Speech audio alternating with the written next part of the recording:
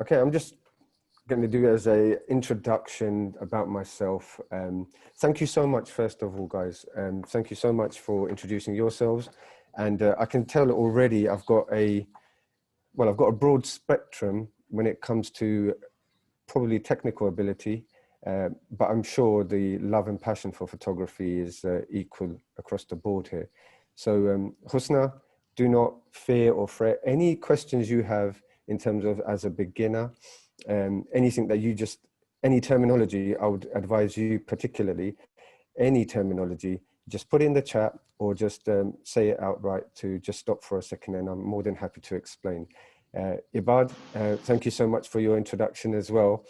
And it's helpful to know that you are IT professionals, so I'm sure technical terminology won't be so much of an issue here. I'll be more than happy to share with you my techniques and things, so we'll go through that as well. But I'm hoping it's always a good reminder to cover the basics and before we move into something a bit more, let's say, advanced as well. And with Rahma, thank you so much again for sharing your beginnings and how you've kind of fought your way through for your love of the camera and becoming a visual artist yourself. And myself, I'll be honest enough to say, I've always, much like yourself, I've always been a lover of photography. Some of you may have been watching the Ramadan online conversations that I was having. And in that, I believe I did share quite a bit about myself. However, as a brief reminder, and we're getting to know each other here now for the next at least hour and a half, I'm hoping that we'll have a good discourse. And I say it as a discourse because I don't want this to just be me talking to you via the camera and sharing slides with you. I want you to stop me, pause, ask me why I may have said this or that, or what my views might be. Let's have a conversation. It's the best way to understand photography, because to be honest, sharpness and clarity is one aspect. And there are a lot of other aspects that are very important, and I am very passionate about getting those fundamentals and those structures of photography understood. But there is nothing more important than the vision of the artist, the message that you're trying to share. And in that regard, even if you're writing as well, I'd be very happy to share some of maybe why I'm choosing to do or say what I say about certain aspects within photography. So as an individual, I have always been in love with creativity. That's what I would call it. And it just so happens, once I was working in the financial and IT industry as well, a bit like yourself, Ibad, digital photography kind of came around at the right time for me. I was not a film photographer, although I would say as time has moved on, I'm probably more in love with the old medium of photography, but very much I'm a student of digital photography first, and I've become an enthusiast, I would say, when it comes to film photography. I really enjoy it, but it's digital photography that I've kind of mastered more. I've shot as a professional using digital photography. And most recently as well, I've had the opportunity to, even during this COVID pandemic, provide images to like Elle magazine, and that's all done using digital photography as well. So for about, I'd say 15 years now, majority of which is self-taught, but I'd say learned through discussion with other professionals and instructors. So people like Peter Sanders, who, much like Faisal now, spent almost about 10 years teaching alongside him and sharing knowledge, but also others. So I've been to America and I've sat with people that are in the beauty and makeup industry, that are retouch artists, to really understand that fine aspect of sharpening and details when it comes to Lightroom and Photoshop. Sat with printers. So when you're actually creating photography to be published, how do you then approach the image taking, the image making, and then the actual reproduction of those as well? So all of these actually lead us into what Ansel Adams kind of referred to as a three-stage process when it comes to photography. So I would like to say I'm a lover and an enthusiast, but very much a student of the technicals as well. Yeah. And so therefore, moving on with a slide or two I can share with you here. Our topic of today is sharpness and clarity. So I will keep coming back because this is our focus for today. And I find if you don't have a focus for any conversation, we can go off on a tangent, which we will, but we have to keep coming back to today's focus topic, which is sharpness and clarity. And like you saw in the small video that was shared in the promotion of this course as well, blurry photos and photos that are just not tack sharp. When I say tack sharp, I mean sharp to the point that they look professional. And I would say very much look professional, because there is no real measure, but you kind of just know when something is sharp and looks professional and when some things are just not. And it's more, I'd say, pickiness amongst photographers. But there is almost like a science or a clear line that can be drawn, and you will see it. And sometimes you'll look at an image, there might not be something particularly interesting to you there, but you will appreciate the technical side of things. So that's something, sharpness and clarity. We're going to just keep coming back to this one point. And along with that, here's a small overview, and I'm keeping it very brief because this is by no means exhaustive. And it may be that we just spend the entire hour talking about depth of field or light, or how to even just export these images and get you those that content that you want to create as well, however it might be, print, on a website, or for social media. But as you can see here, I'm going to go through these 5 points. These are my main ones that I want to talk about. And the reason why the first one is so important, and I believe this is something that I'd be very happy to share and discuss right now, but I would like you to just throw out the question if there's something that is unclear or not making sense to you. So depth of field. So what is depth of field? When taking photographs, it is so important, so important. And I think this is something, when it comes to sharpness and clarity, a lot of people do get obsessed about Lightroom. And if you look at my content here, I've kind of put Lightroom and Photoshop right near the end. It's almost like the last stage of my concern when it comes to getting a sharp and clear photo. So why would that be the case? Because I do believe, and for the longest time in the photographic history, there was no Lightroom and Photoshop. There weren't these digital tools.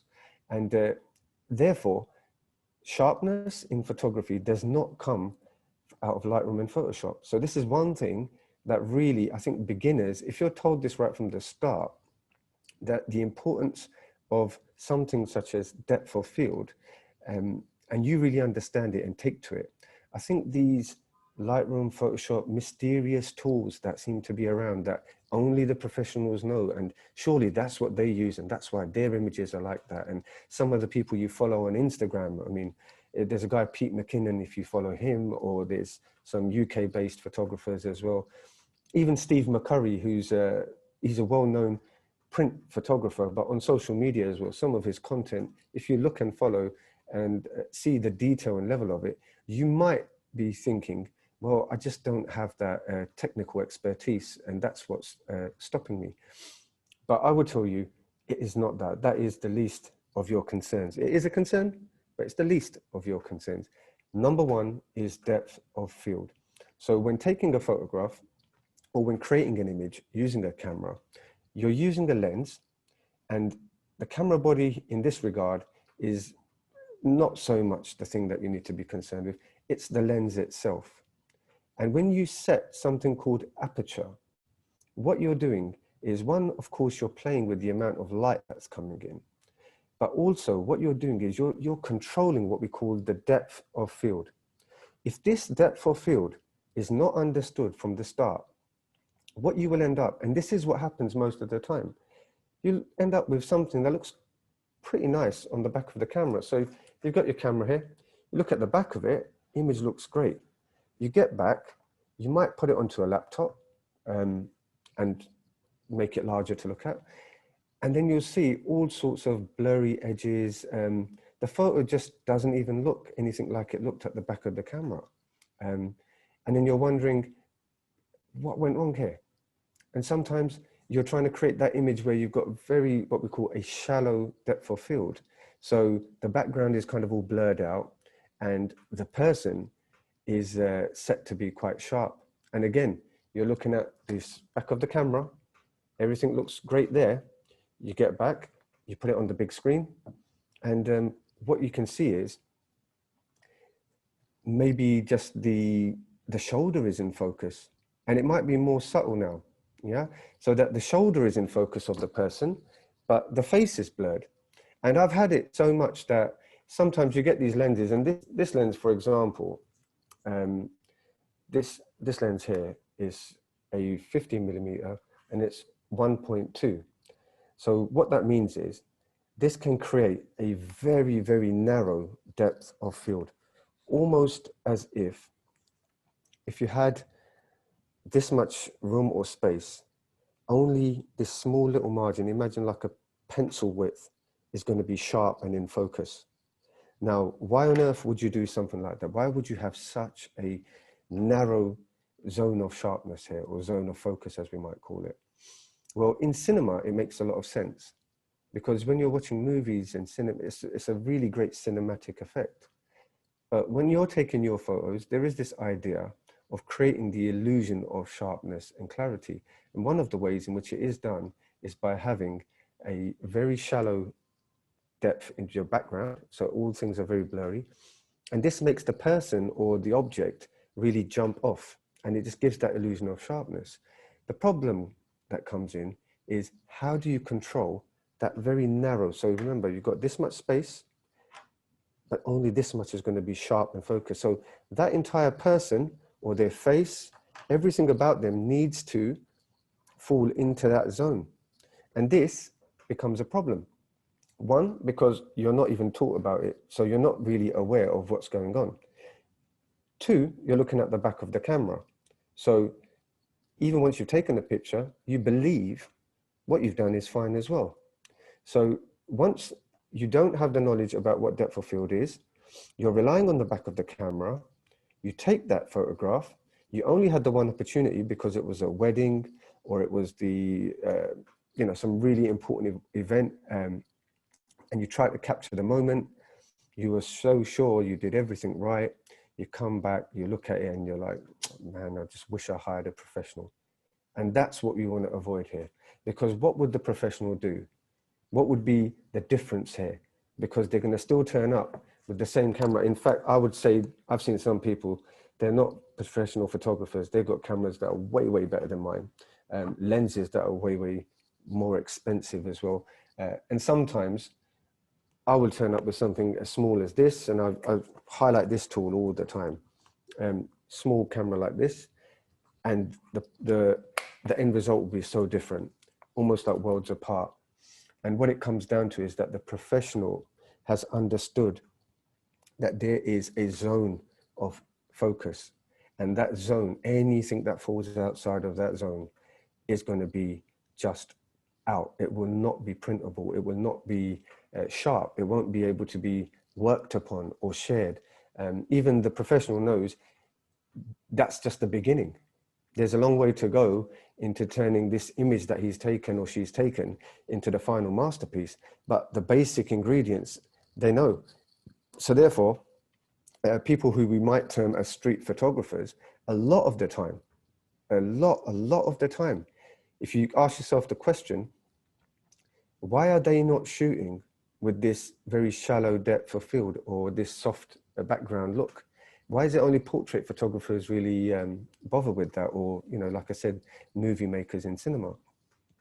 People that are shooting in the field, people that are shooting live, news events, live events, whether it's your personal photography, a wedding, like I said, a football match, a school event, anything that is important, you haven't got a second take at it. The street photographers and people that are in events, they will set the zone of focus quite large, maybe between 5.6, and I'm saying that's quite shallow still, but f8, and you'll hear this a lot, f8 to f16 almost. And that will make sure that whatever their subject is getting captured with sharpness, or it's as sharp as it can be. And then from there, they've got a base to work from, and then they can go on to actually create those effects that will really draw your eye to the nature of what they want you to see. So depth of field, I really have to highlight that this has to be, especially for you, Husna, if you're telling me you're a beginner, and of course it's a hobby, something you're taking an interest in now, you would probably hear words such as shutter speed, aperture, and ISO quite a lot. These are your basic manual settings of a camera. But the concept that I would encourage you to really visit, there are plenty of websites and there's a lot of information out there. YouTube is a really great source as well.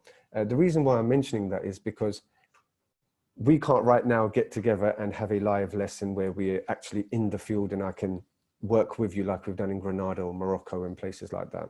And it may be that this alone is enough of a learning tool. So I'll encourage you to use others, the videos that they'll show you with.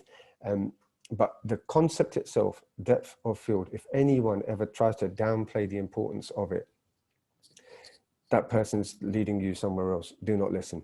Depth of field is the most important thing to get right straight away. You've got to know how much room you can actually play with. And what that means is, once you've got your sharpness, your zone of sharpness worked out, it's going to make your life so much easier. So if, for example, you're at a wedding or you're at an event like a football match, or again, you're just at home even, maybe the kids are going to be, kids move at speed. So I'm using them as an example. People are moving around, things are happening at speed, or you're out somewhere and there are animals moving quick as well. You cannot capture a fast moving object or a person when your depth of field is narrow. You need to make sure your camera settings allow you to grab more room. So when that child or person comes running through and you notice that expression on the child's face or the dog or, whatever it might be, and you really want to capture that moment as well, you've got your shutter speed and all these things ready to freeze the moment.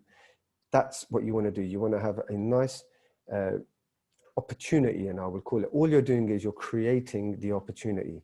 So I'm not saying that you don't have to have steady hands and you don't have to actually track your subject as well.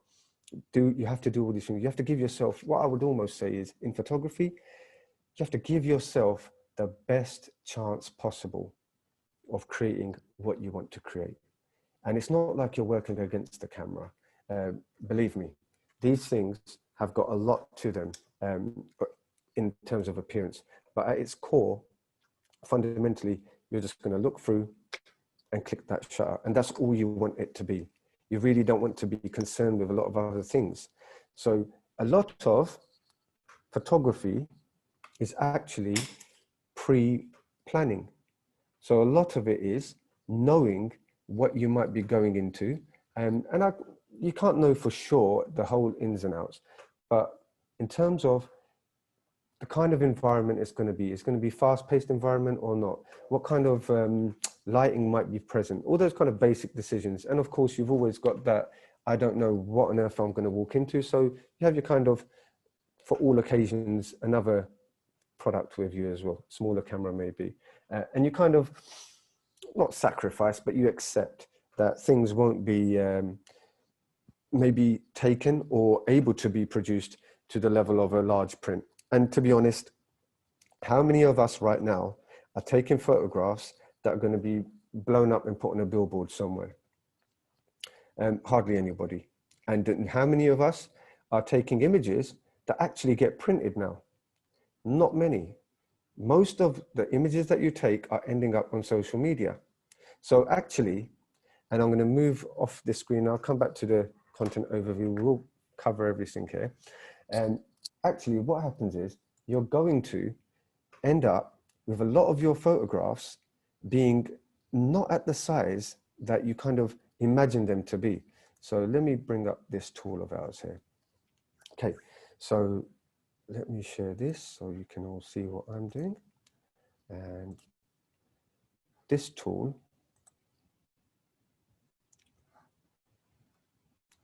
hopefully you can see it. Faisal or Ibad Husna, somebody can just give me a shout to say that you can see this. Yep, I can see it. You can see us now, thank you. Okay.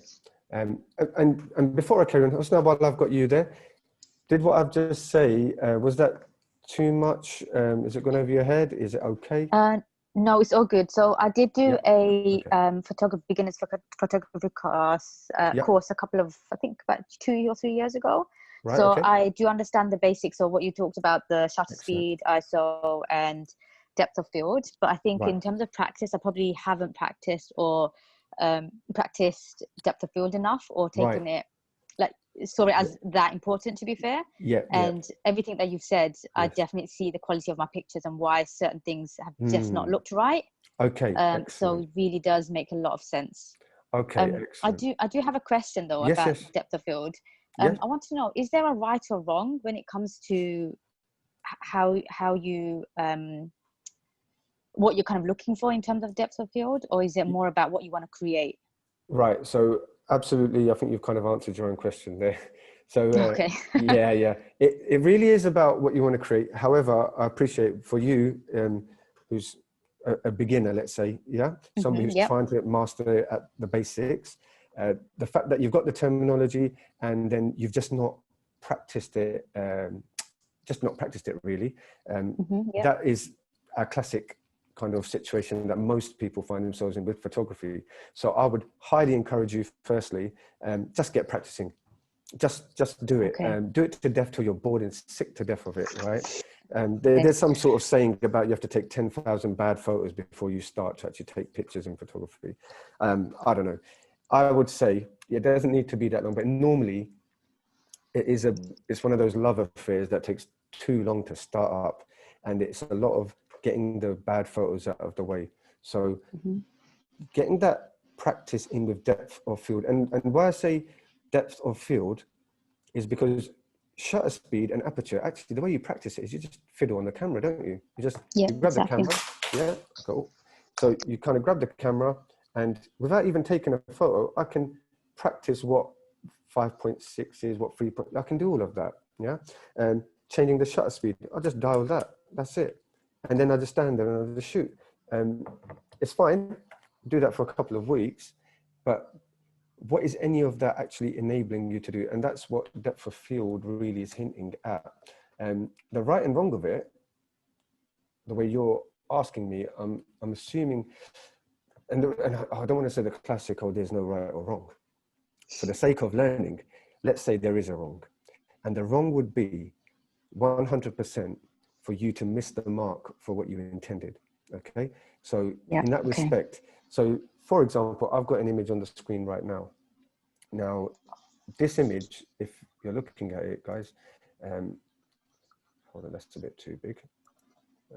That's too small. Let's try and get it to, I think 1.8 is nice. Okay.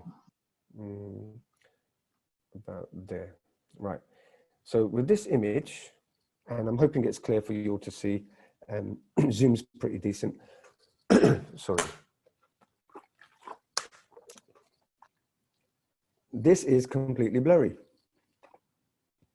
There's nothing here that you would say is really a focus. And as far as everything I've said about depth of field, it's almost like, what on earth is going on here? The reason why I'm sharing this image right now for you to kind of look at is, if you look at these smaller elements in here, you will notice sharpness has been considered. It is in the image, but the image as a whole isn't one that's been created for any real, let's say, it's not like a magazine image. It's not an image created to share with your family, like a, a family album kind of image.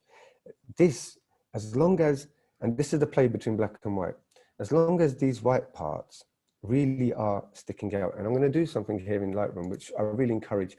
If you use Lightroom, and if you haven't, you need to start using it. And you've got the background that you work with here. And once I put a black background to this, and I've got it in my mind that when this image is printed, it will actually be framed by black paper. And it's for those whiter, brighter parts to really pop off. Now, for this image, depth of field really was not a concern. The reason being is this image is actually a reflection taken from a mosque window. The image itself actually is in Medina. And those, I mean, it's hard for you to see here. There's a couple of ladies taking a walk and they're heading actually off to the mosque. But the mosque that this is taken from is a smaller mosque outside the main Masjid al-Nabawi. And that mosque, I believe they say the Prophet ﷺ did pray there. I think it's a janazah prayer or something that was said there as well. So it's, you know, I won't go too much into the story of it and stuff, but if you're Muslim, then you obviously understand significance of Medina and these kind of things. And it's a personal thing of mine where I've not really seen a lot of photography created by Muslims, which have, let's just say there's more of a personal input. There's been, most of the photography that I've seen has been to kind of show Medina or show aspects of Mecca and Medina. And that's all fine as well, but it's not really been a personal expression going on, let's say with, you know, in a more abstract sense. So this photograph is abstract. The depth of field consideration here really didn't matter. And the time actually that this was taken, if you can't tell, when it's probably difficult, but this was an evening time. There's not much light anyway. So with this image, although I've explained the importance of depth of field and all of those things, all I really needed was enough light to get some sort of an image captured here that, you know, it could be made out that there are a couple of people and they're just on their way. But this is part of a larger body of work, and I wouldn't really encourage such abstract photography if you're going to somewhere as, you know, spiritual and holy as Mecca and Medina, and to come back with just this one image. So this is definitely not a one-shot story being told here. What I will show you, however, are some others. And let's say, for example, here's what we were talking about earlier. Okay, so with this one, and let's give it a bit more size. Okay, so this image here, what I was saying about that soft background, if I'm honest with you, not a lot has been done with this image. The camera itself is pretty decent, and the depth of field on this, and I have to kind of move my zoom images of everyone else. Let's see if I can, if that helps me out. As long as you can all see this, can you see that it says f2.0? Anybody that's, let's get Ibad, are you able to just confirm for me? Where can exactly you see, am I supposed on the to look? right hand side, can you see the panel of Lightroom? Yeah, I So can. see And the I can actually zoom the screen as well to see. Oh, okay, excellent. Okay, so I'm going to just move to the develop module in Lightroom. And what I want this to be is a bit more of a, let's just call it technical, live, on the fly. If you need me to change things and show you things as well, I'm going to be able to do that for you. So over here on the right, you can see where I'm just hovering my mouse. You can see the length of the lens, which is 135 millimeter. So this is quite a long lens. It's not the small 50 millimeter lens here. Okay. And can you see the aperture as well? F2.0?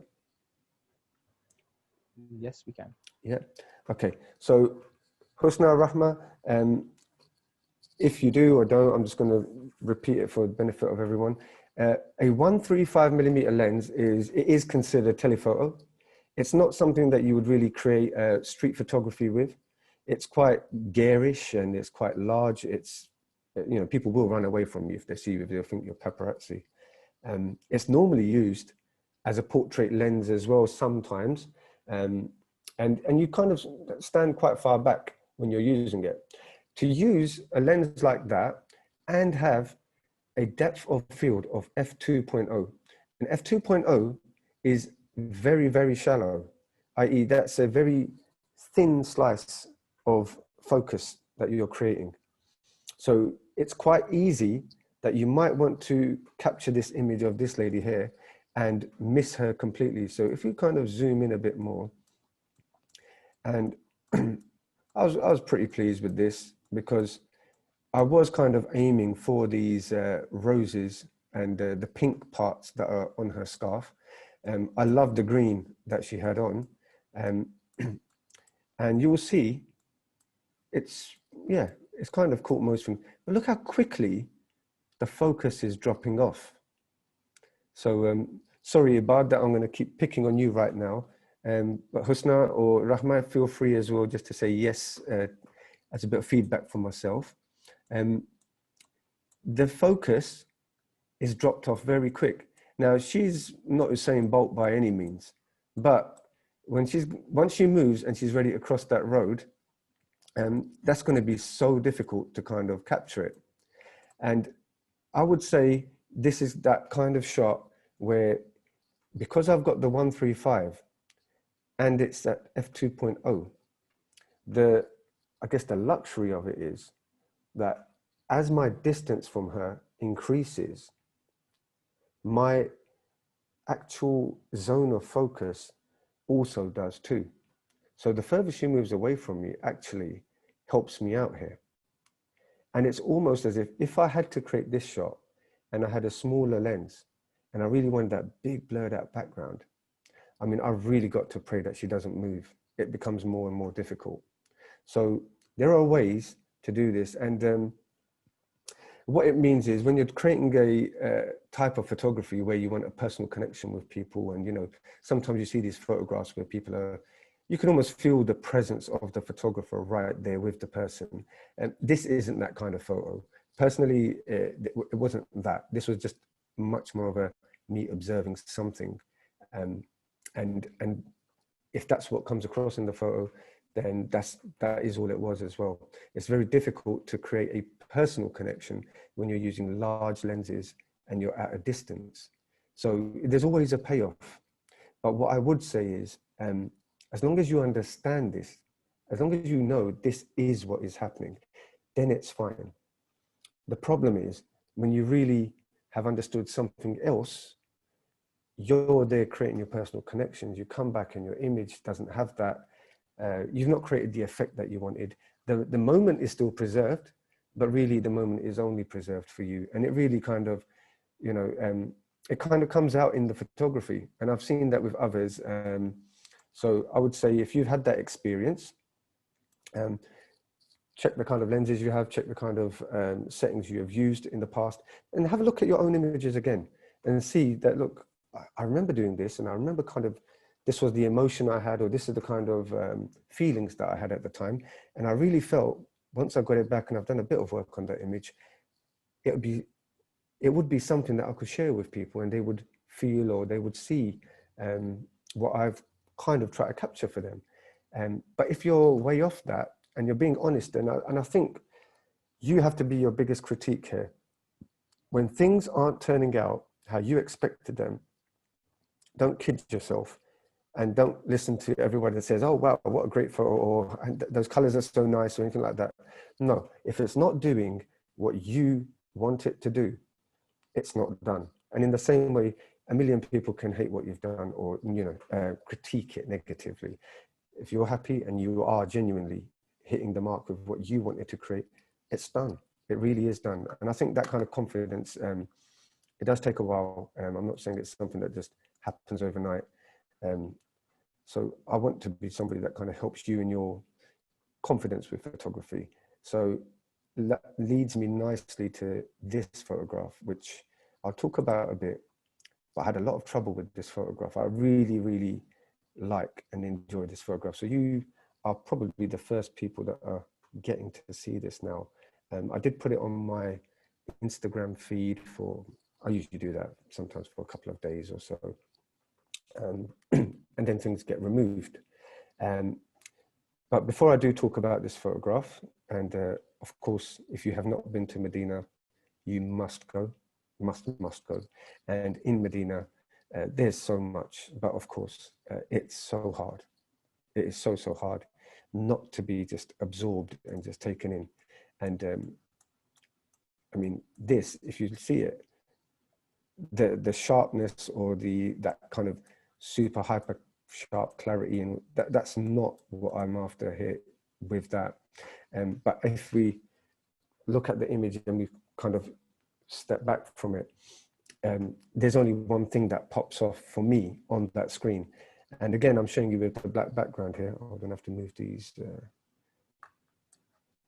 move the tiles out of the way, and we can have a little look on the side in a minute as well. But this was my main, this is my focus. This was my focus. This is the focus I would want anyone else to have as well. Now, your eyes can wander, they can go other places, they can do all sorts of things, but they will constantly, it's my desire that your eyes will not settle down here. And I think there's all sorts of stories. If you're looking for stories, there's lots of stories around, as there are in Medina. But you won't really settle anywhere else too long. But when you come here, you will settle for quite some time, is what I hope. For this, the depth of field and the considerations, it was considerably easier because obviously I've got an object that is not moving. It's not going anywhere, so I've got time. My own steadiness is probably the biggest thing here because you're not allowed to have a tripod, or at least you weren't at the time. I think sometimes you can get away with it, but I wouldn't really advise it in Saudi. But you know, there's plenty of light. There's plenty of people moving around.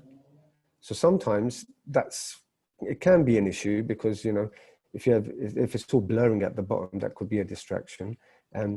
But it's not too difficult, I believe, to get an image where you can get a reasonable amount of sharpness and quality just freehand with the camera. The question is, why are you doing that? And what is the main consideration? So in what I was sharing with you earlier, and I'm just going to quickly bring that up. This part here, contrast, is very, very important. So I'm conscious of time. So we're coming up to the hour mark, but 10 to 10. So contrast is so, so important. Now contrast, and I'm going to kind of combine contrast and light. And really, we're just going to talk about those before we're going into the final areas of exporting images, because the tools you're going to see me just playing around with now, and that should be, and feel free to ask about any of the tools that I'm using and something that you might have considered.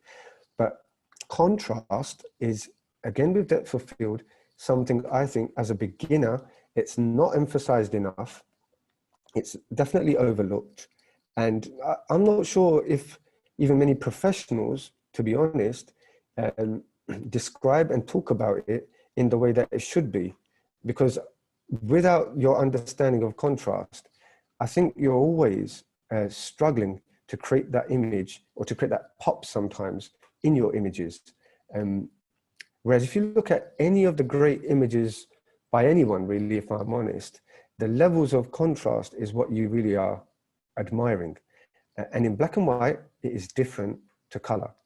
So let me bring back my Lightroom here and just get rid of this. So with black and white, what we're talking about is tonality. So black and white, I would like it to be called monochrome because technically you could take a different color rather than gray, I guess. But black and white is what we call it. It is actually monochrome. There are a ton of tones. That's what we're playing with. And up here in this histogram, you will see the variety of tones. And what you're seeing is there's a very bright white aspect to this photograph. There's a lot of middle gray, as we would call it. And there's quite a decent amount of dark shadow. And hardly anything is falling to black. Probably this part here is registering as very dark, but there's not much what we would call white. So you've got highlight, you've got a lot of middle gray, and then you've got a fair amount of dark or shadowy area. This image as a whole really is, I'd say it's more medium to dark gray. And if I bring up that kind of background, you can kind of see, yeah, a lot of that image kind of disappears and the whiteness and those dark bits really start to pop off. If I take this to the brighter white part, you can see a lot of that gray starts to come back. Now I'm toying around with this background because I just feel, again, this is one of my favorite ways to make sure you're getting your images right and in Lightroom. And it's the same for Photoshop as well, but Lightroom's is more than good enough. But at this stage of your photograph where you've just taken an image and you've brought it into Lightroom, to know what kind of tones, and I'm talking about black and white photography here, but it will apply to color as well, but to know the kind of tonality that you want to aim towards with your image, I would say use these background colors. They've been set there for a reason, or these background tones, should I say. And for me, I'm creating these images, just so you know, they're going to be actually a part of a print set. So they're going to be printed out, and they're not going to be printed out individually. It might be for some people that might want them, but these are going to be printed, either some of them solo or some side by side in a series of black and white images to be a part of a book coming out later on. So for that reason, the tonality has to be really something that I'm clear about, because the paper that it's going to then go on to is what's going to also add to that illusion of clarity and sharpness. Okay, so I'm just going to let that kind of sink in and settle for a minute, because to recap, sharpness and clarity is what we're concerned with. Nobody wants a blurry photo, but what is actually a sharp photo? What is a clear photo? So you've got your basic understanding of what is blurry versus sharp. But as you've seen before as well, most people can get a sharp image. It's not too difficult. Sometimes they might struggle if they're capturing people that are walking around or at an event, but we've spoken about that. And with sufficient practice, and just, it does become second nature. And the reason why I'm saying you kind of have to bore yourself to death with it. And what I used to do is whenever I was going to the city, I would take my smaller camera with me. So this one here. And just for the 5 minutes as I'm walking near Embankment or River Thames, whether it's lunch break or, you know, like Rahma now on her work break, tomorrow's work break, maybe Rahma, and I would set a kind of a certain zone of focus, and I would test myself to see how well I've kind of understood it. So when people or objects might be at a certain distance, I might take the guess, take the shot, and then just do that practice. And over the days and weeks, it just got more and more comfortable and better. And also what I do for myself, if I have an assignment or if I have an event somewhere where I'm going to go, maybe if I'm traveling and I'm going to visit a certain mosque or something like this, if I know I'm heading there on this certain date, maybe about, even nowadays, 3 or 4 days beforehand, I'll get the camera out. I might even just go outside and start shooting rubbish. Just literally, I'm talking literally rubbish, like rubbish tips or anything. I will just shoot just to, it's like football, it's like warming up. And my mind and my understanding, my brain will start ticking and thinking, everything will start to fall in place. So by the time we get to the event or get to the place where we're going, it's just, I'm just that little bit more comfortable, a little bit more prepped. And once things start happening, I can just pick off shots then. That's kind of my way of approaching it. So I highly recommend that. But again, sharpness and clarity is the main concern. Without being able to draw your eye to what I want you to, the whole project would be a failure. In that, contrast, for me, is a major concern. And contrast doesn't come from something like this, where I will go to the slider here, which says contrast, and then I'll just bump it up. That's not what I'm after here. I mean, this image, it's been edited already, or, you know, the settings here are final considerations to help tweak. The contrast created in the image comes primarily from my understanding of light versus shadow. And that, again, is what is going to lead into that illusion. And I'm going to say it again, it's the illusion of sharpness, or the illusion of that pop, and what works to make something really become a stronger image. It doesn't mean people will love this. and it certainly shouldn't mean people will hate this. It doesn't mean everyone will be like, wowed. But what it does mean is, if anyone's eyes settle on this image, there's only one place they're going to look. And after that, they can wonder, well, what's so great about this or whatever. But to bring their attention to that point is the main aim, first and foremost.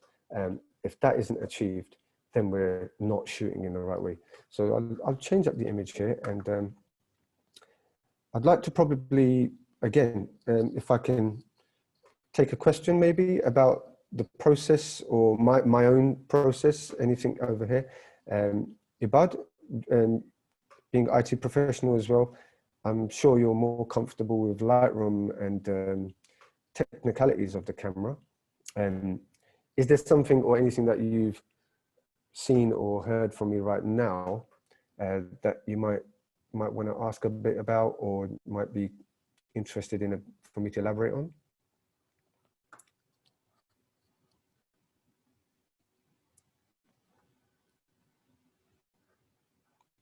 Okay, looks like he may have fallen off. Hey, Sorry, you're back. my internet is giving me some trouble. Oh, okay, no problem. You can. I think you were asking me a question. Sorry. Yeah, did it cut out Can you completely? come back? Yeah. Sorry. Okay, so I'm hoping you caught what I said about the process being part of this this illusion of sharpness and clarity.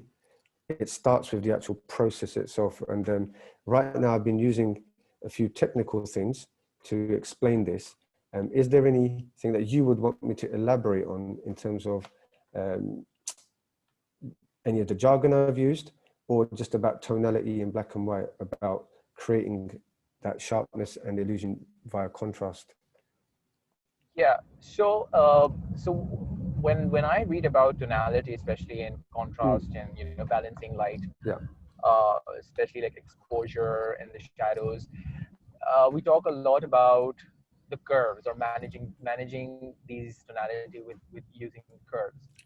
Right. So if you can shed some more light into that, that would be great. Especially when I use the curves, I get confused about using the curve, and then there's usually a slider underneath that curve. Right. Perfect. How are both these tools connected to each other or affect Yeah. each other? Okay, great question. I will elaborate on it, and I definitely don't want to be making this the Lightroom show, because Adobe don't pay me enough, or anything at all at this point. But it's a great question, and you will, once you get into photography a bit more, tones or curves and levels is these two things that keep coming up. Really, it's more of an option, Ibad. It's up to you, really. Some people prefer to use curves, and that would mean you're toying around with this visual kind of graph here. Some people prefer to actually just use the sliders. Now, what happens is, some dynamic range is what we're controlling here or toying around with.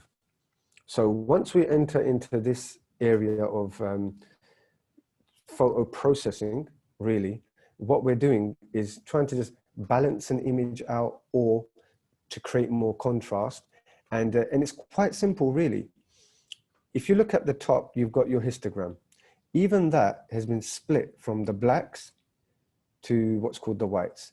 And in between, you have something called shadows. And you'll see this part here, the name will actually change. So you go from black to shadow to, it's called middle exposure here, but I guess it's the mid-tones. And then you have your highlights, and then you blow out to white. Blacks and whites are undesirable, generally speaking. What that means is, anywhere that is pure white, it's just what we call blown out. The pixels have recorded no information, okay? And that just means there's nothing really there. So if you were to print out an image, nothing would actually get printed. It would be the whiteness of the paper that comes through, okay? And the blacks is kind of the opposite, where, again, it's just what we would say is crushed it, nothing's been recorded, and it's just black, literally it's black. There's no actual sense of shade or shadow. So to stay within the bounds of a camera's what we call dynamic range. And this goes back to something from the film world, where you had actual film. You would put film into a camera, and that film can only register between a certain range of tones. So in the same way, digital cameras, and film actually was pretty good.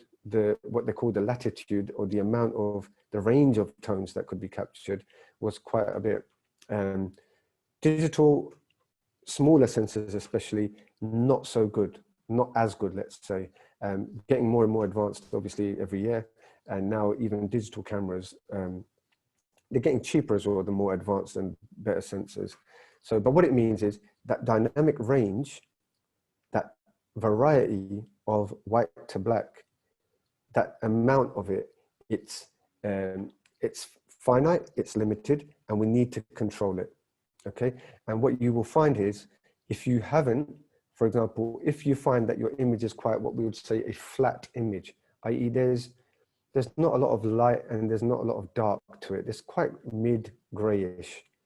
So you can come into an area or a feature called curves, and you can actually bring up the highlight, and you can take down the darker parts, and you're just adding a bit of depth to the image.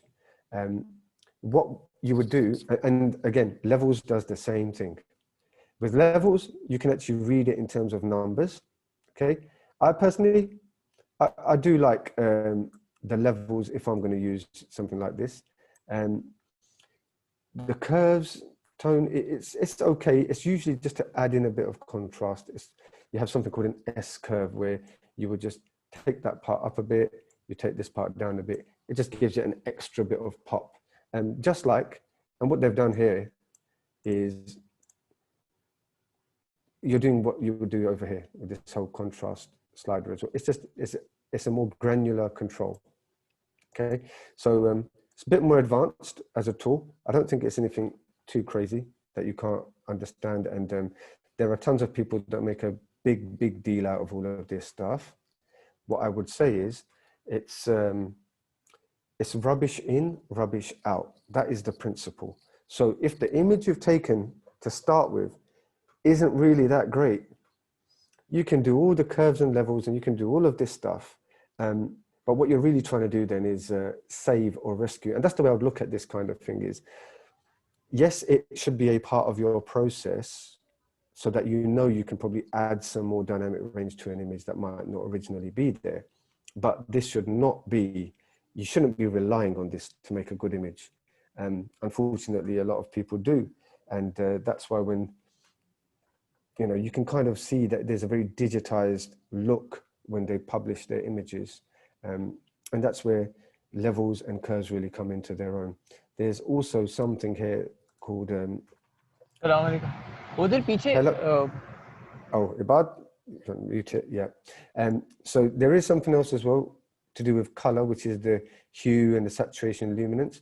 This applies only to color, and I'll go into that in a second. But with the tone curve, where things are not as dark in your image, you can make them darker. Where things are not as light, you can make them lighter. And where things are, there's too much light and dark, and you need to just balance it and bring it, what we would say, flatten it out a bit. You can do that using this.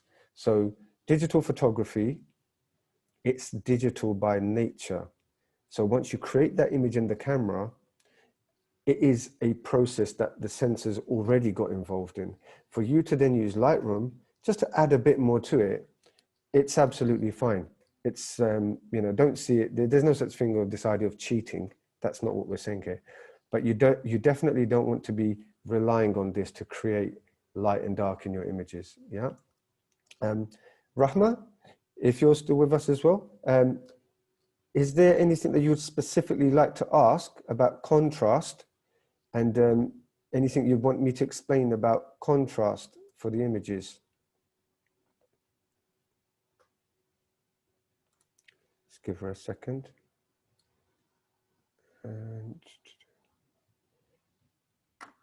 And Husna, are you okay with what I've explained about contrast, and if it's even been a consideration for you as well? Yes. Yeah, no, it kind of made sense to me. Okay. Yeah, no questions Okay, at the that's moment. fine. That's fine. What I'm going to do is I'm going to show you another image now. And let's just quickly pop into this library here. Move you over to the side. Right. So this image is the original image. Okay. So if you put the two side by side, you can see that is a big difference. For me, that's a huge, huge difference. And this image originally, when it's taken very flat. So I'm hoping you can really see this, and I'll show you what's been done over here. So let's get to this develop. Oh, okay, I'm not sure what that is going on. Right. Okay, so here we go. Develop it over. Okay. So now, if you're looking at this histogram and you're looking at this image, overexposed, lots of detail, you know, on the dark side, it's just, you know, it's barely there. There's nothing really going to black. But on the white side, there's a lot being lost here as well, okay? This image was not being taken for color. When the image was taken, it wasn't taken for color. And the only concern really was this. It was just to get this. And if you can see this light that was coming here, it was very difficult to manage getting all of this. And now like I said before, to get this and give it that illusion of the sharpness and everything, I think even with the image as it stands, the thing with the green dome is it kind of just, it does overpower, kind of pops off by itself. But as an image to work on afterwards, and I'm hoping, where's it gone now? Oh, yeah. Okay.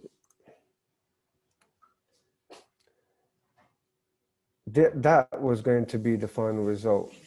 So that was already understood before this was taken. There's a image, and I'll suggest to you if you write it down, his name is Ansel Adams. It's a famous photograph of his called Moonrise over Hernandez. It's, yeah, I think it's either his most famous or it's right up there anyway. A lot of people, I know why they love that image, same reason why I like it as well. It's just amazing tonality in that. There's a lot of dark and there's this moon that's just popping off as well. The thing with Moonrise over Hernandez is when you look at the actual original, the negative that he produced, it is so flat and washed out, as we would say.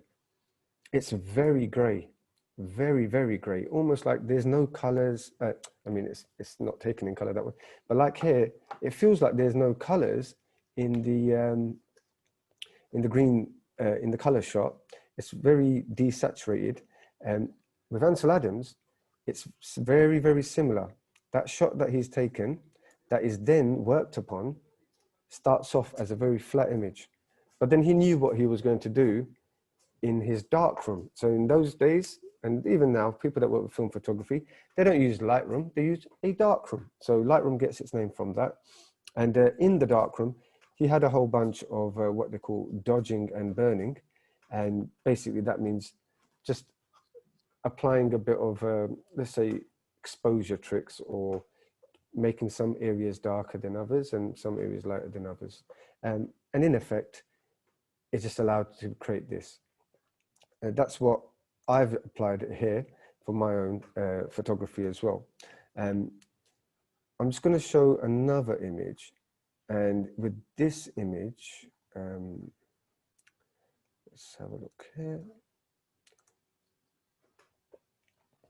This image is very different. And again, we're looking at these images normally around this size, because it's Instagram. And I'm thinking, if I've got my phone over here, that's even still quite large, actually. If I'm honest, and I'm holding my phone next to what I'm looking at, that's probably closer to it. And if I'm on Instagram right now and I look at the average photo size, let's go back to the other one. Yeah, that might be okay. That might be okay. So when it comes to the display of the image, this is about the size that most people are focusing on these days when they're sharing their images on social media.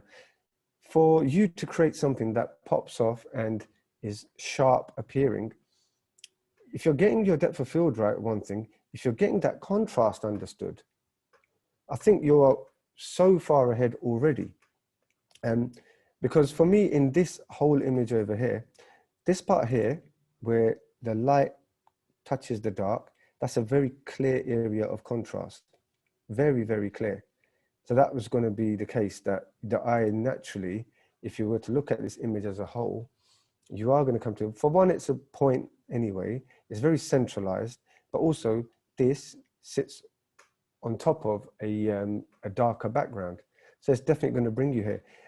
Again, if this was anything else, it probably wouldn't matter so much. And the image, it is a very abstract image, but for those who have either, you don't have to have gone to Medina, but for those who the green dome represents something, again, what more do I really need to get the message across? And what more do I need to get people's vision engaged?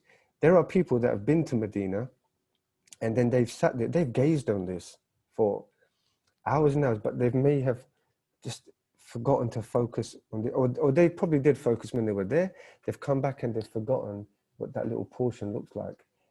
And this image, it's not even allowing you to see the rest of the dome. This is that very particular part. If you've been there and you've seen it, it allows you to then just kind of be reminded of your own experience at the time as well. So forgive me. A lot of this photography that I'm showing you, it's really playing on emotions that have been created by people, okay, by virtue of just having visited the place. Again, this was another one similar like that. This one, let it load up, and then let's have a look how it turns out. This one, I've not actually, I'm still working on it. I'm not really too pleased with this one. I don't think it's working out how I would have wanted. So, and I'm happily showing you this as well right now, because some things just don't work out right. It's not settling for me. I don't feel like I'm trying to toy with the actual, the lens here seems to have had a bit of a bulge to it. So I'm trying to work this image out, but it's not working out for me with this one in particular. And that happens as well. Other ones I didn't really expect maybe to get too much from, something like this one. This is working out quite nicely. And again, it's in black and white. That contrast that I'm talking about with this image, there's a few opportunities where it's quite clear. And this minaret in the middle part of it, you can see without doing anything, you're going to get this appearance of contrast, which will draw people in anyway naturally. And if you look at the side of the minaret, it's clearly got this dark and then there's the bright. And this is why I'm saying black and white. It helps you a lot in drawing people's attention and eyes to where you want it to go. All you have to kind of do is get a nice balance going between that light and dark. There's an image here that I'm going to show you, and it is, I've not, I do take color photographs, of course, but I always find it difficult to work in color, always. And even my color photography, you'll find it's quite monotone. It's not really jumping off the pages kind of color. I think it's, for me, color is distracting. And with this image, for example, even when taking it, I had in mind that I would apply some sort of, a black and white effect to it. So let me get this. And if you're wondering, why do I even shoot in color if black and white is what I'm going to be doing afterwards? Well, with a Canon system, and there's arguments, or not arguments, there's reason to believe the image quality comes out better if you just shoot it and it's the raw image that you want to use. And then you can post in processing, bring that effect. As long as in your mind's eye, you kind of know how the tones are working, that's fine. Otherwise, I would suggest, like Fuji provide that, like mirrorless cameras do. You can already kind of see the black and white effect sometimes. But over here, if we kind of do this together, I'm just wondering, like, that is, I don't know how much more do I need to do? For me, that is so much stronger than that. I'm going to ask Husna, as your connection seems to be fine. Husna, if you see this image right now, and let's bring up the tiles. Yeah, I can see it. Yeah, so if I'm looking at this image right now, it's not that it's a badly taken shot, and I can zoom in a bit more. Let's have a look here. I mean, that's pretty sharp, right? If you see his nose, you can make out that there's that hint of light on it as well. So the lens itself is nice lens. I'm pretty steady here. I think what is it saying here? This has been taken at 1/1000. I mean, that's like rapid speed kind of shot. So no issues with that. It was a shallow depth of field, 2.0. Okay. But he was quite steady. So obviously he didn't move and the shot came off. But in terms of popping off and giving that sharpness and that effect, and it's okay for me, and I'm hoping for you, but what do you prefer? This one? I'm hoping on your screen it's changed. Yep, it has. Okay. So yeah, I do prefer the black and white. I think it's because of his white shawl and everything, it really pops. Yeah, yeah. So I can definitely see why you prefer the black and white. Yeah. So if we put the two together side by side, it's not like it's quite a black and white. I know it's a color photo, but it's got quite a black and white, let's say, aspect to it. And the fact that once we flick it into black and white there, it really pops out. And I think, you know, again, for somebody, if you're starting out, if you can see that in your mind's eye before you approach a shot or a scene, a lot of the work is already done. A lot of the work is already done. And after that, it's just up to you now if you want to present this photo like this, you want to crop into it a bit more. I'm not a huge fan of cropping. I like to even the framing of a shot, I would advise you work on that. But just on this sharpness, now, does it seem as if the black and white one is sharper than the color one? Yes, slightly. I do also think the reflections on the pillars also are a lot more sharp on the black and white. Yes. So now, can you appreciate we have done absolute zero when it comes to sharpness, like in terms of sliders or adding. Yeah.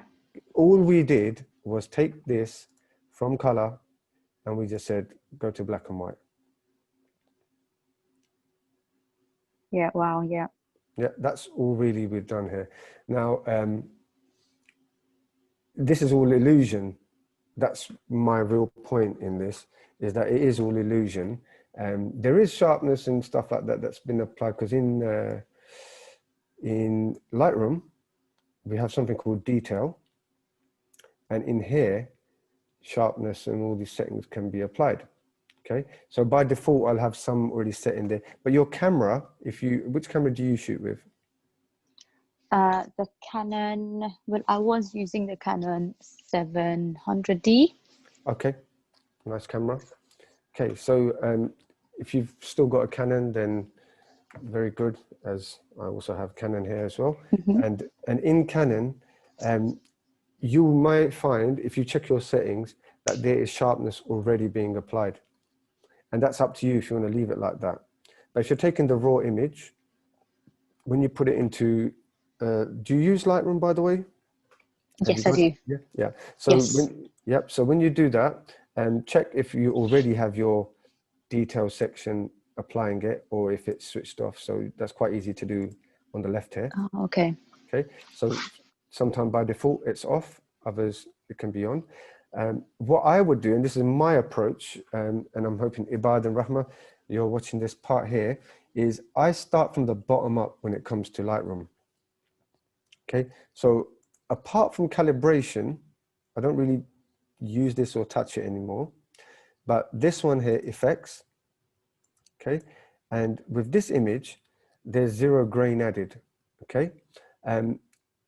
It's becoming my fast favorite to actually just use grain to sharpen photos now. And I'll show you why soon. After that, I'll check, you know, I won't really do anything with the transform, but lens correction, I think, is a must as well, especially when you're using these digital cameras. So you get things that will actually help just sort out your image. And in terms of just, there's little bulges and stuff in the lenses, and this setting also helps to iron that out. After that, I may skip detail, and I may skip what you have the black and white settings here to mix it up. And then I would maybe go to the basic part and work down. So I would start from the bottom up to where it says lens correction, and then go from basic down. And kind of detail is almost like the final decision or thing I will do. And there's reasons for that as well, especially when we're going to just talk about social media, which is where a lot of people are ending up sharing their images. So, and I'm going to show you a different set of photos now, just so I can show you that there are ways of sharpening up an image. So if you've got your depth of field, you've got your contrast considerations, you've got everything done like that, you take an image, you then bring it into Lightroom. There are a number of ways in which you can sharpen. So this part now, because we've got about half an hour to go, and I want to leave a few moments. Hanan, can I ask a quick question? Yes, of course. About black and white. So the last picture, you literally just clicked the black and white, but did that already kind of, it didn't just make it black and white, did it? It did look at the contrast and the sharpness? So, yes, with that one. So what I've got here, that one's already got a, let's just have a look at its pure form. Okay, so this is showing you the before and after. If I take the black and white off this one, the color that exists, that's the color that exists, right? Okay. So this one's, so this one was for color, saturation, or things like this, right? And even if I let you have a look, there you can go right in, yes? Right, yeah. So now you can, so that on your left is completely untouched. You know this because, can you see how blue the white scarf is? Yes, That's I can see that. Yeah, that's a classic sign of, I'll call it the amateur, right? Yeah, and it's very good that you understand this, because in your digital camera, as great as it is and as amazing as they put all this technology, it cannot make white. Okay. It just can't do it. It just doesn't see it the way we see it. Okay. It is making it white according to its own language, but it's not. And you will see, I'd say 9 times out of 10, people will show you an amazing picture of their child, and you're just, well, not you, but me. And I'll be like, oh God, please, can you just make their teeth white and not blue? But I'm not that harsh. I don't do that. But this, when it's untouched, absolutely raw, it needs to be what we call, the white balance needs to be corrected. So the minute you correct the white balance, then white will look white. However, that doesn't really change the sharpness and stuff too much. And if you look at the unsharpened image on the left then, I mean, I'm going to be biased here, but can I zoom in even more? Hopefully, maybe that. There's not much difference is what I'm trying to get. I mean, now I'm breaking up the pixels because I'm going in over the 1-to-1, but there's not a great difference there. So aside from getting the white balance corrected, maybe you can say the saturation has been popped up a bit. So there's some sort of contrast applied. But if I take that color picture on the right, so you're focused on that now, yes? Yes. And then I'll hit black and white. For me, that same effect happens again. One, the white's been corrected, obviously, which helps massively. but that's about it. Just shifting it into tones, getting the color out of the way. And okay, got it. yeah, so color, Yeah. like I said before, for me, it is difficult. I find color a distraction. That's why I struggle with it. There are people that take great color photography, and I can tell you, for example, this image here has given, I mean, I love it because of what it is and what it represents, but it's so difficult. This image here, I mean, on the zoom, it might not appear. This is also very difficult to work with. But I feel this one doesn't, as much as I love black and white, if I'm going to ever show the shot, I'll show it like this. That's a very particular situation. Other than that, if it's given a choice, I'll always choose black and white to take my images in. Here's another example. Let's see what kind of before and after I've got for this one. Sorry. Okay, so that was quite washed out, and with some adjustments, the green's coming back. But you see, like color for me, again, it's just, it makes life hard. But in this case, it's the green dome. So even me myself, I'm drawn to try and represent it and show it as green. But it is tough. If I shift things to black and white, and this one is quite grayed out, I might work on it differently, and maybe I would have shot it at a time where this would appear a lot more darker and pop off. But yeah, again, like I'm saying, there are adjustments that have to be made, and not all images. If you're approaching it to show something specific, then get it ready. This one's more of a, I've seen something at the time, captured it, and now I'm trying to work out how to best represent it. But it might not even be used in anything later on. It's not one of those kind of shots. But let me try and bring up the other set I want to show you. So if I bring you to, so this is, okay, so these are going to be shots of, so my wife had an interview, and she tends to have these. So she works in the field of social justice, and she's had some awards with quite a few organizations. So then they like to interview, and there has to be an image to go along with it as well.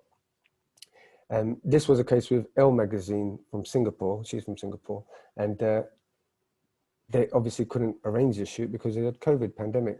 But conveniently for her, she has a pro at hand at home, and he is also locked in as well. So we were able to set up this shoot. Now, with this shoot, we decided, and luckily for me, the photographer from the magazine, the lead photographer, wanted things done in black and white. But how was this shot, and what's so different about shooting here and the kind of settings? So this is going to be a bit more quick fire. Again, you'll see things are shot in color as raw, and then afterwards I'm changing things over here. In this shot here, let's have a look at what the detail of the sharpness is. So there's a bit of sharpening applied. Let's just zoom in to see where. Let's get it to 1 and get it back to. Okay, so either this one is a test shot, or this one is not giving us. So you can see this is, I mean, this is as blurry as it gets. The focus is, it's fallen onto the jumper here. You can see that, right? And this is at f5.6 using the 50mm. So if this image is created to that size, it looks fine. And this is that thing what I wanted to talk about before with depth of field. And if you're getting closer, it's not tack sharp. So personally, this image couldn't work. As much as that I would want this to be the image that they would use, this image couldn't work. It doesn't mean that you can't maybe make it work on social media, but it's not the type of one that you can send for print at that specific size anyway. Personally, I probably wouldn't even use it for social media like that. And I think with this one, we were trying to get it so that just some part would be, and with portrait photography, you really want to just center and focus on the eyes. If you miss it when it comes to the eyes, the shot in general, it doesn't work in portrait photography. So a lot of the attention for most photography is just, so this one's a bit of a better example here. And let's have a look here. And I'll tell you the big problem again. So yeah, these are kind of like your default sharpness that's been set. Let's take this down to 0. And you can see, I mean, changes a bit. They're making it extra garish. But if I take it off as well, these eyes are what you want to really focus on. And if the person moves just a bit, it will fall out of focus because you're working with such a shallow depth of field sometimes. Now, I've set it to 5.6 so that I have that room from the nose back to the ear. And this is where beauty industry and all that kind of training does come in handy, because as you can see, skin needs to be spot on when you're going to start getting things very, very sharp. There's even a case now that some things are just overly sharp, and that doesn't help people as well. In the old days, they would have like I guess it was like a soft lens or something for weddings specifically. Film photographers would use that lens and it would create like this dreamy effect. And you might see old photos from like the 80s or whatever, 70s. And that was quite popular for that reason, that one, ladies would have makeup applied, two, there'd be tons of light.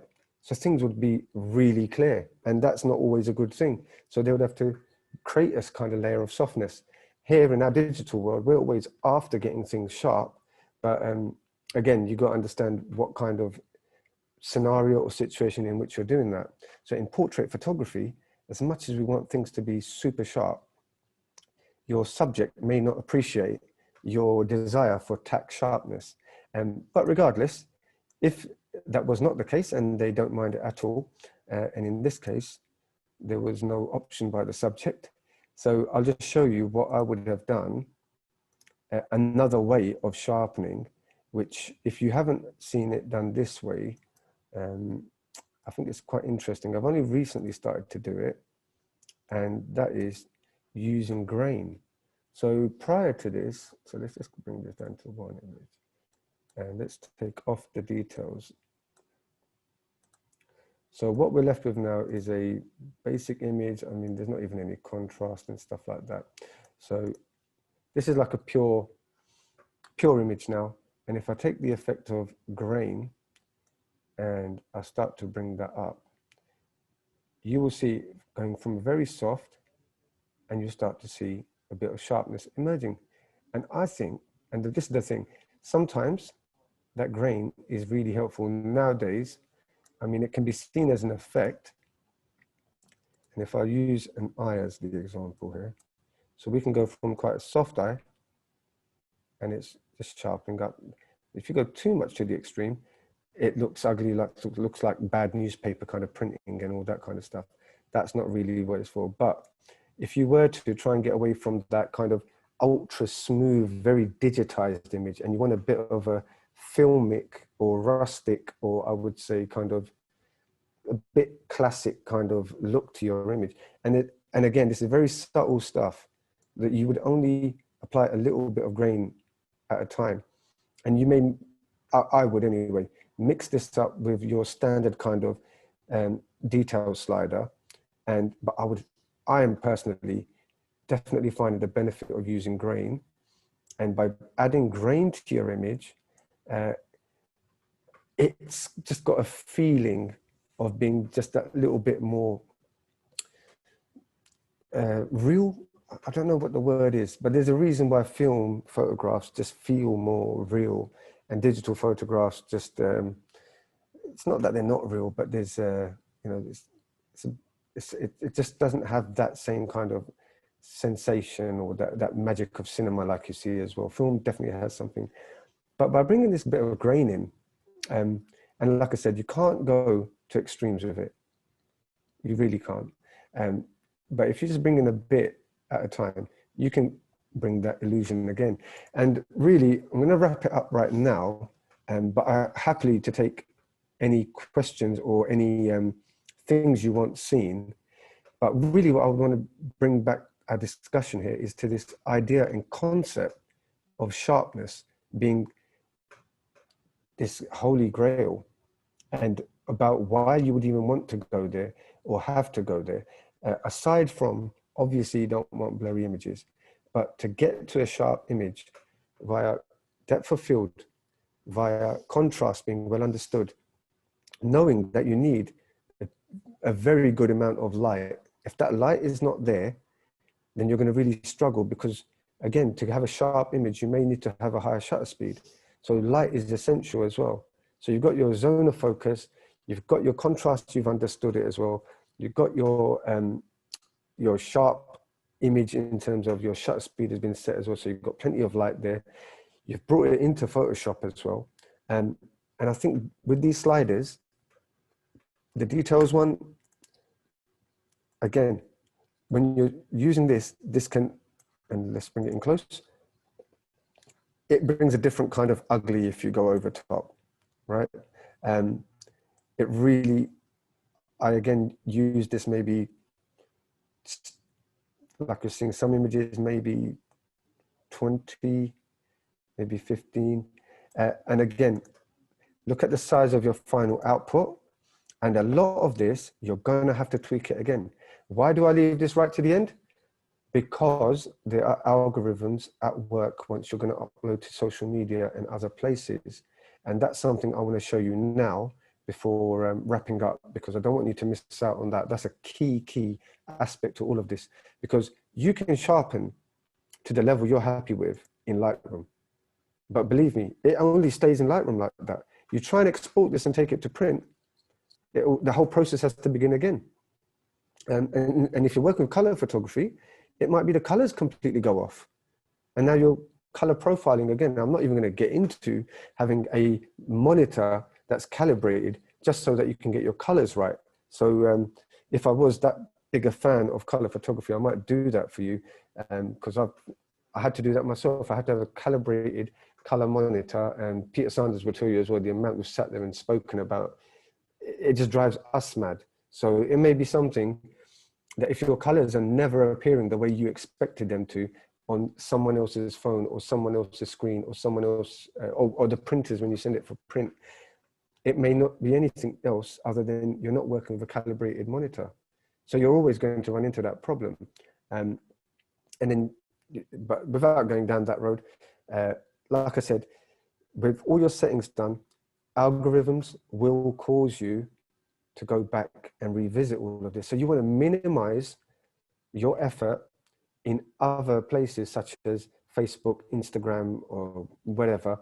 And especially if you're going to be printing things out as well. Printers usually are quite good.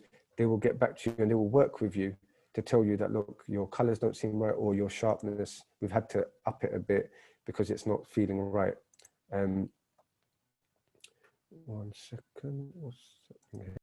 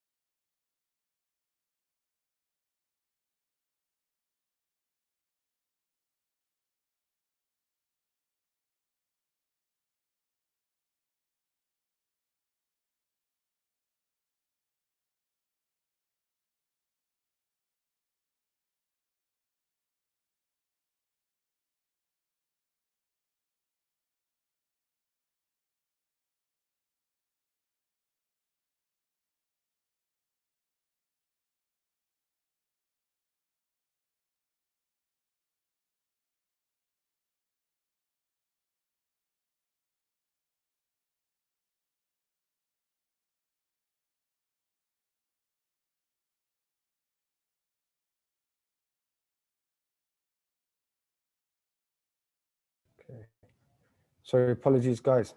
Hopefully, Faisal, you still there? Yes, I'm still around. My apologies. I think I've gone and cancelled the Everyone hour is still session. here. Thank you. So yeah, I'm just going to move into exporting, because once you've done everything that you wanted to do, and then the final thing is you have to redo everything all over again. That is a constant issue. And then sometimes people don't even understand that there are algorithms at work and what that actually means for your photographs when you try and upload them. And then next thing you know, you're sitting there looking, like I said, Pete McKinnon, Steve McCurry, or like 6th Street Under, all of these people on Instagram taking random shots of like a can of Coke in a restaurant or just somebody at a bus stop. And it just looks amazing and sharp and the colors are rich, and you've done the same thing and you're just looking at it and wondering, like, why is it not like that? So the secret sauce, here it comes now. So there are algorithms and they have been set up, and you can find those on Google. Just Google what is Facebook's preferred, and Facebook and Instagram pretty much the same. But I only really concern myself with Instagram just to check sometimes. Like I said, now for me, social media, it's, you know, I'm not after creating a following on social media. I like to help people out by teaching photography and stuff or giving tips. But it's not somewhere where I want my work to be displayed, or, you know, it's not for that. I'd rather it actually get printed out or shared in spaces where it's for that. I might do something for Instagram. If I did, then this is what I would have. And I'm just going to show you in 2 seconds. Okay. Right. Okay. So hopefully you can see this. First of all, can you see this screen of mine now? Yeah, it's fine. Yeah, and you can see the I've got the Finder window up. No, I'm not seeing the Finder window. No? Okay. I'm just seeing Right, the okay. navigator of your Lightroom. Probably you need to stop sharing and maybe start it again. No, I'm not going to stop sharing. What I'm doing is I'm Maybe have it share only your screen instead of only your window. Hold on, let's get that before. So,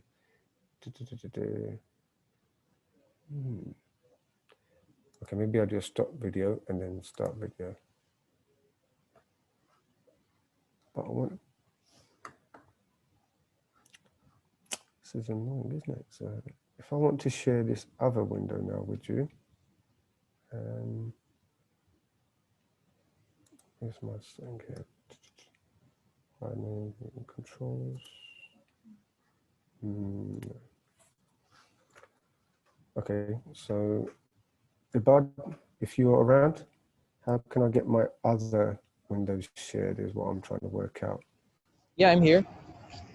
Yeah, on Zoom, if I want to focus on a different window to share. Okay, so first you have to unshare this. Yeah, you have to unshare everything. Okay, so let me stop the share. Okay, and then it just gives me. And now go ahead. Okay. Yep. Thank you, Ibad. Right, so the No problem. Thank you. So let me just, in fact, I'll share the desktop. Right. Okay, so first, so you can see that now? Yeah, it's fine. Perfect. Okay, so if everyone you're looking here, I'll leave the Lightroom in the background, but what I've got here for you are images that have been, and fortunately or unfortunately, you can now see the amount of times I've created a JPEG for a single image, for example. And this is not just because, and you will see, if I just move this panel here, it might be different images. And sometimes, let's find, these are different images. Let's find you one of the same set, which will be percentages. Okay. So something like this, right? This image is 101K. This image is 79K. This image over here is 69K. This image is also 69K. What I've got here, what I'm written here for you is 25%. 25% of the 100% JPEG quality creates a 101K file. 20% creates a 79K file, and 15% creates a 69K file. Why is any of this important at all? There are dimensions, as you can see down here, 800 by 1200. They stay the same, okay? These dimensions are what are advised either by Instagram itself, or, as in most cases, I would probably go with other technical experts from other forums who have done this to death and then kindly shared with us, and will continue to update what are the best settings for you to create your image on. So why this becomes important is if your final output is going to be 800 by 1200, what would happen if you had a 20 meg file? Like, surely the thinking would be, the bigger my file, the better the resolution. So sticking it into Instagram or into Facebook, obviously I'm doing them a favor. I'm giving them more information than they need. What you haven't taken into account is they really do have what's, I guess it's termed like a sweet spot, that their algorithms are dealing with so much that actually, if things are too much, there's too much information in the file, they'll literally just bin it.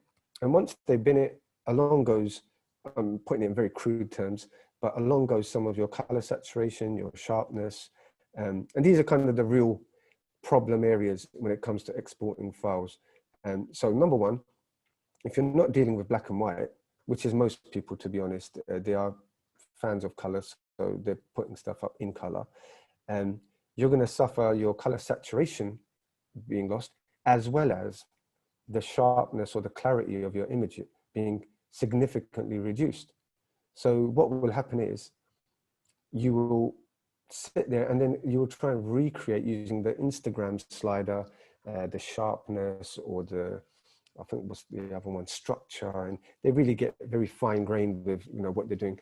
And again, all of that is playing around with the contrast that appears at the edge of wherever, you know, an edge of a person or edge where the light and the dark meet. But the effect of it normally isn't what you would like. It's not the image that you would like to share. And it kind of, you know, at times probably looks more amateur than you really are. Of course, we're all learners. I'm saying amateur in the sense of learner, but some of us are quite proficient now with what we're doing, but the work itself isn't being shown like that. And by no means does it mean that because somebody calls themselves a professional, that they actually have a vision and a message of any real worth. I would argue there are a lot of professionals with a lot of technically probably perfect photographs, which are, for me, meaningless, completely commercial, and that's really it. It's commercial photography, whether it's portraiture or whether it's something else. There's no real soul to it. So the real essence of the photo, it doesn't even matter. And I would say, on the plus side, if you've got a real essence to your photography, don't be worried if the algorithms are crushing, and that thing will still come through what you're trying to get through. But to have it seen and looked at, which is probably why you're sharing on social media, because it is social media, you would need to get technicals quite well understood. And I think this one, you really should put in effort to just find out what are those dimensions. So like I've said, over here, 800 by 1200 for Instagram works really well. I'll take you back to my Lightroom now just to show you. Okay, let's get back here. And move this to the side. And let's have a look at, let's go to the library. So many panels everywhere for me now.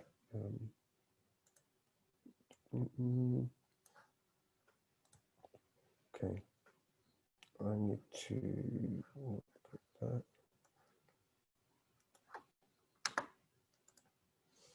Let's look at our library and I'll show you what I've got on my export setting as well. So if or once I'm done with an image, and is it,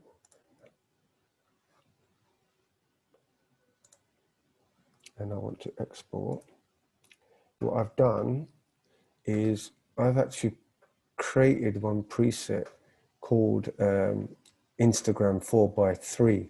So that's the other thing with Instagram, is that you're going to have to understand that your image crop is going to be different to your standard, the photos that you take, right? So when you're taking photos, your camera is, 4:6 or whatever, however your crop normally is of your images, unless you're using a Hasselblad and you've got like a square format, which is not the case mostly. But 4:3 is a unique Instagram kind of setting. In that, I have, and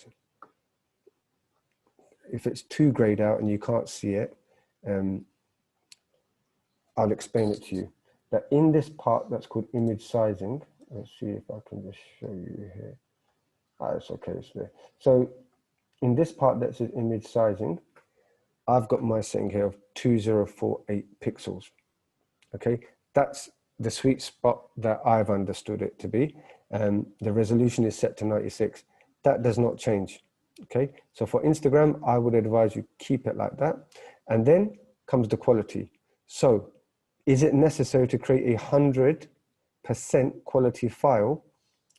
After my testing, and it's going to sound really crazy, but for me, the sweet spot is between 20, yeah, it's about 25%. Anything above this seems to be a waste of file size and time.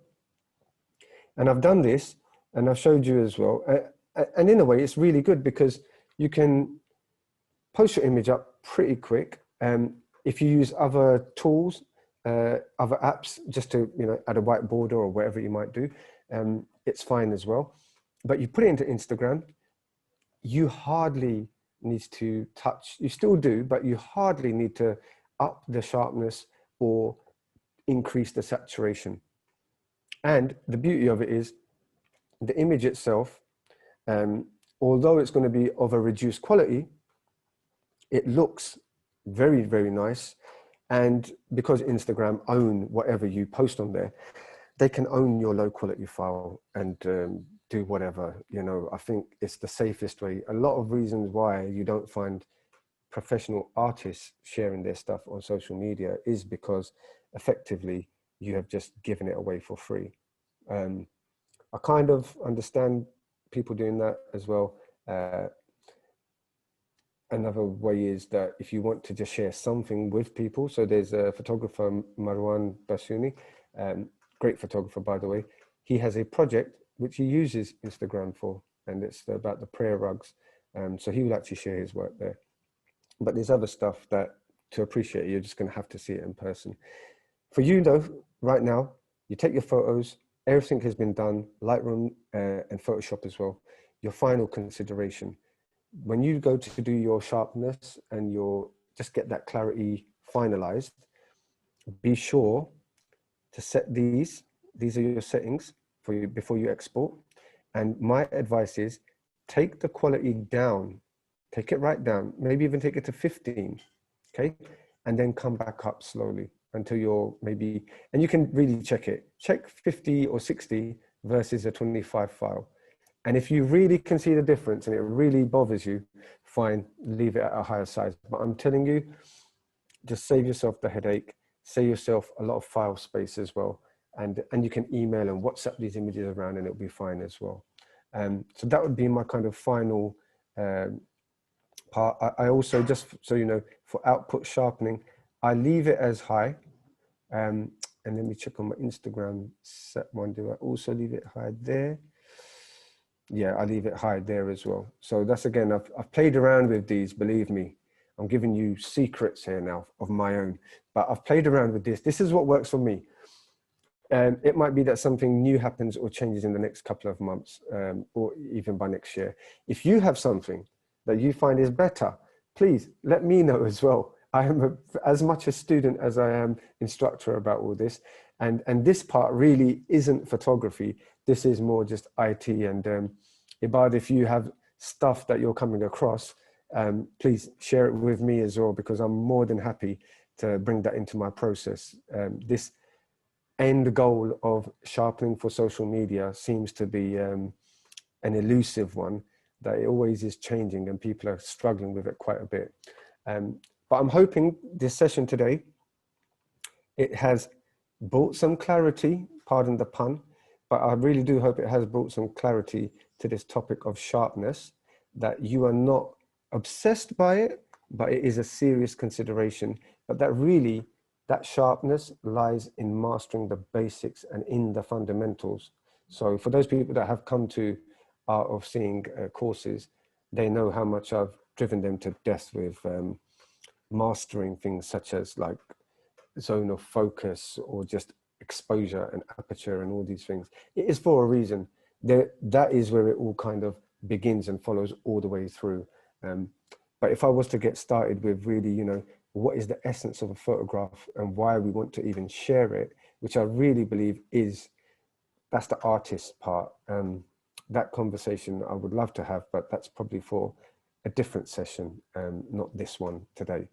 So with that, we've kind of come to an end, but if you have any question, I'll start with Rahma, because if she's still here as well. Rahma, if you're here, do you have any questions before I leave? And Husna and Ibad, please consider as well in the meantime. So if Rahma does not respond now, I'm going to assume, oh, here you are. Hey, Hi. yeah, no,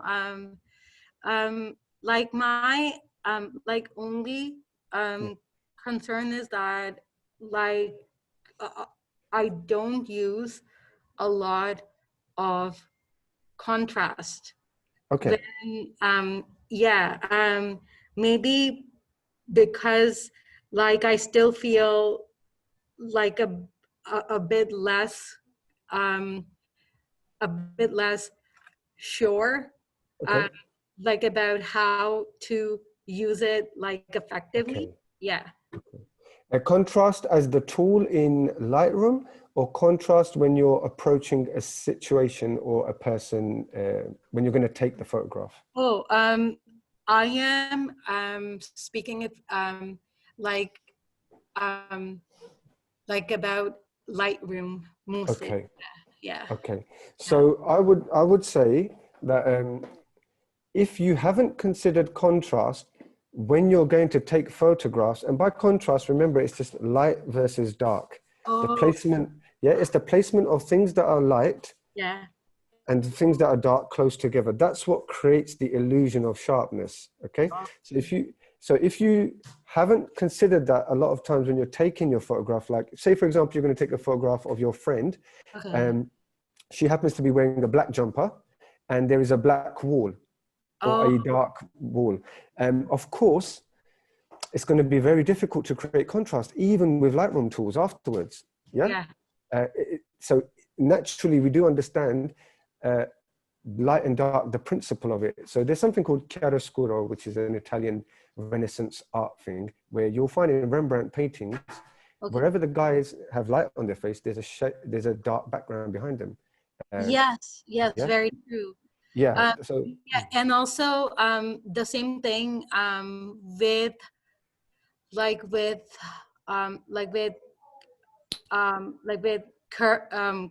Caravaggio. Oh yes, yes. Yeah, his Yes. like his work too. Yeah. Yeah, Okay. yeah. So I'm a big fan of all those Oh yeah, same. past Like masters. Yeah. I all love right. it. Yeah. So I would say if you're struggling with contrast as a tool in Lightroom, don't worry so much. Go back and look at the Renaissance masters. I think Caravaggio is one of the best again. And if you look at even though they're paintings, yes, you can see that they were really looking at contrast before they painted it. We're like just toying about with it. Yeah. So. yeah. Okay. Yeah, welcome. You're welcome. All right, Any other thanks. question? Just send a message through. I'll be more All than right. happy to answer. Okay. All right. Thank you so much. Ibad, I'll take your any question you might have next. Rahma, I think, had to go, so I had to address her first. No, I think I've really found this session very insightful and learning, Okay. and I think you basically answered a lot of my misconceptions Mm. and a lot of things that I used to take for granted. To be honest, Mm. things about sharpness, clarity, contrast. I think and a lot of time, to be honest, I used to overdo it, and Right. I Yeah. think this session was very helpful in clarifying those concepts and basically making us aware of how we should be playing around with these tools. And Yes. to be honest, it's all about practice. I mean, Yes. your first few the introductory remarks about getting a feel of the scenery, pre-planning, and all that, that was Mm. very important for me. Okay. And that is something that I'm going to take back with me along the way. Okay. Uh, Apart from all the other things that you've taught in this course. So thank you very much for this very insightful session. You're welcome. Fantastic. And as you were the lucky winner as well, I'll give you a leaving tip. There is a book called well, Ansel Adam has got 3 books. First one is called The Camera. And actually, no, yeah, The Camera, then you have the negative, and you have the print. I think that's the order. But there is a section called pre-visualization. I think that's in his book called The Camera. You can probably find it online anyway. I highly recommend for you to read his take and his notes that he's said about pre-visualization, what it means to him. And I think after our conversation today, you're going to definitely benefit from that.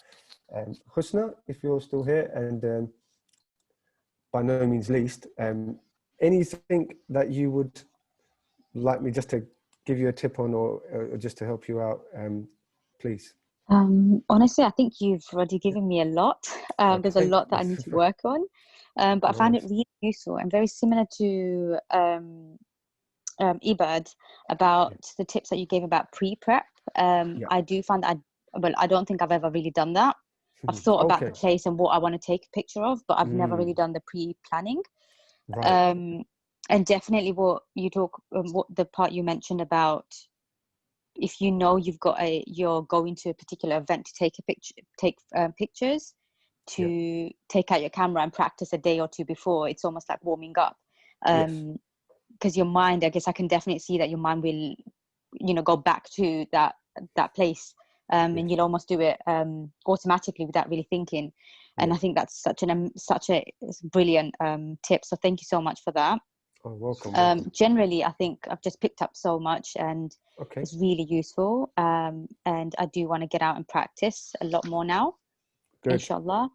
Inshallah. Very And good. I do hope that you do a session about what kind of what kind of pictures we're taking and why, Okay. and Yeah. Yeah. the essence of photography, because I Yes, do think that definitely. that's something that obviously I do it as a hobby, Mm, and I do prefer nature, but I would love okay. to kind of really think about, okay, what am I really taking? Why am I taking it? Good. Excellent. Do my Excellent. pictures have a soul? That kind of stuff. Yes. So it Yes. would be great if you could share that. That would be amazing.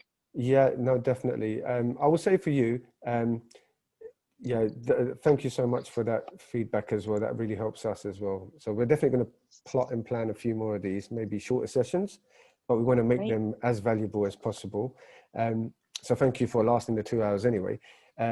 So I will say for you, when you go to practice, do not try and get every single element crammed into the one shot. So this is, I think, a classic beginner's error, is trying to get this. There's this one-shot wonder philosophy that seems to evolve, or somehow it's got there anyway, that everyone's always trying to create this one shot of great importance and meaning and everything, and even all the elements of sharpness or contrast and everything has to be present in this one shot. It's not the case. It hardly ever is. I would say, especially when you're a beginner and you're practicing and you really want to think of creating a body of work. So if, for example, you have a child, your own son, daughter, niece, nephew, anything like this, don't try and capture their essence in the one shot. Try and capture their essence in, let's say, 15 shots, right? And if somebody was to see these 15 shots of your niece and nephew, that they would get some idea of the playful nature or the innocence or whatever it might be. And in that, maybe you have a personal technical focus of just getting your depth of field correct on every single shot. Another day, it might be to make sure that the contrast, the natural contrast of the scene, you've really taken it into consideration. So you're only shooting him or her when she's in that area in the room or near the light where naturally the contrast is the most. So I think do this, and this is for all of you, and apply it anywhere, and you're going to have a much more enjoyable journey in your photography. Yeah. So forget the destination. We're all going to get there, but got to enjoy this process. That's the main thing here.